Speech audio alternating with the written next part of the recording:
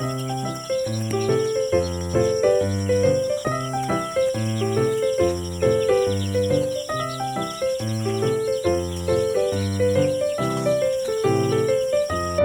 magandang gabi po sa inyo mga ka-farmer. Let's go farming na po. Pang-apat na araw na po ng ating mga alagang sisiw. Ang binibigay ko po sa kanila ay chick booster. Tapos po ang painom po sa kanila ay mayroong antibiotic. Nasa prevention na po tayo. Pangalawang araw na po ng pagbibigay ng prevention. Ang binibigay ko po sa kanila ay half dose nung antibiotic na pinanggagamot natin, para may prevent lang yung mga bacteria o mga viruses na nakuha nila nung sila ay nagka-travel papunta rito. Pero siyempre, bago natin sila isa lang din sa ating kulungan, dapat nag-disinfect na rin tayo para kung ano man yung mga sakit ng mga naunang manok natin, hindi po lilipat sa kanila. At pagkatapos natin bigyan ng prevention, sa araw pahinga, bigyan na tayo ng probiotic. Tapos probiotic, bigyan na po tayo ng dextrose powder. Tapos po, yung mga vitamins na kailangan nila. Yun lang po ang sistema ko sa pagbibigay sa kanila ng mga gamot o mga supplement. Ganun lang po kasimple.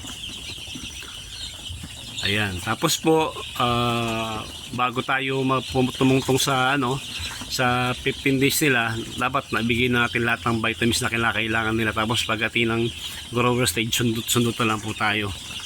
Kasi may mga pagkakataon pagdating ng 25 days pwede mag-harvest kapag maganda yung timbang nila. Ay dapat 1 week before mag-harvest, dapat hindi na sila nagtitake ng mga vitamin, ng mga antibiotic. Dapat nadi-discharge na po nila yon. Para po sa ating mga customer. Kasi totoo po, mayroong mga customer na matatalas ang paamoy.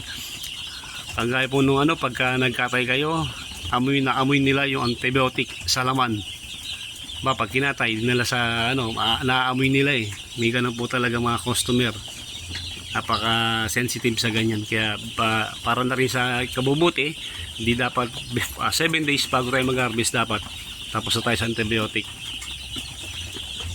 Ayan, napakalaking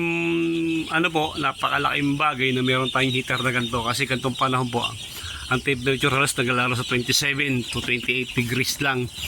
Ang kailangan nila ay nasa 30 plus, 31, 32.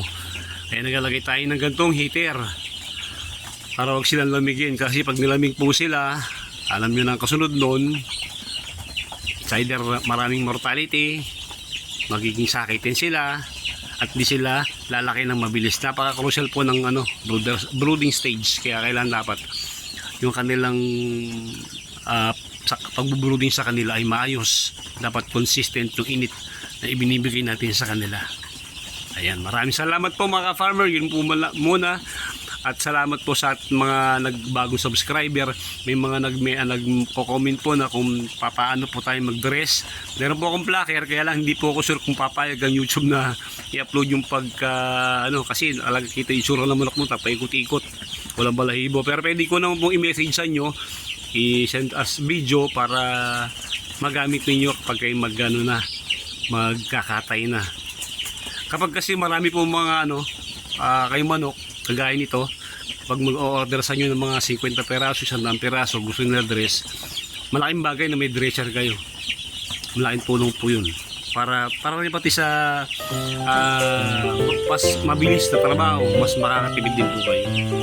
Yan, maraming salamat po. Paki-like po yung ating video, paki-subscribe na rin po yung ating channel. Mabuhay po kayo lahat at happy farming po sa inyo.